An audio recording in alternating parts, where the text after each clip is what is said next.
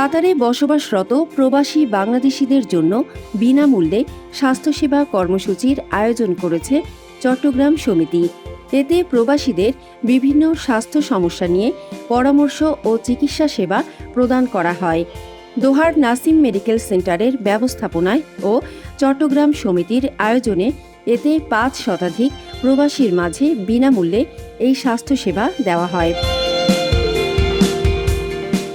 সংগঠনের সাধারণ সম্পাদক ইঞ্জিনিয়ার মনিরুল হকের সার্বিক পরিচালনায় ও চট্টগ্রাম সমিতির সভাপতি মোহাম্মদ শাহজাহানের সভাপতিত্বে অনুষ্ঠানে প্রধান অতিথি ছিলেন বাংলাদেশ দূতাবাসের পলিটিক্যাল কাউন্সিলর মোহাম্মদ বারিকুল ইসলাম। তাছাড়াও কমিউনিটি বিশিষ্টজনেরা উপস্থিত ছিলেন।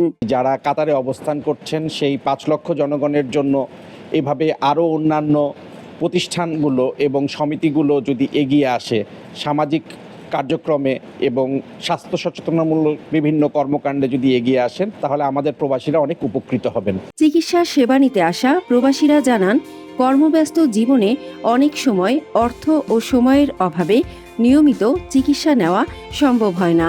তাই বিনামূল্যে এমন স্বাস্থ্যসেবা তাদের জন্য অত্যন্ত উপকারী। ইতিমধ্যে আমরা 400-রও অধিক আমাদের প্রবাসী ভাইদেরকে স্বাস্থ্যসেবা প্রদান করেছি এবং এটা চলমান আছে এখনো এবং জুমার আগ পর্যন্ত চলতে থাকবে।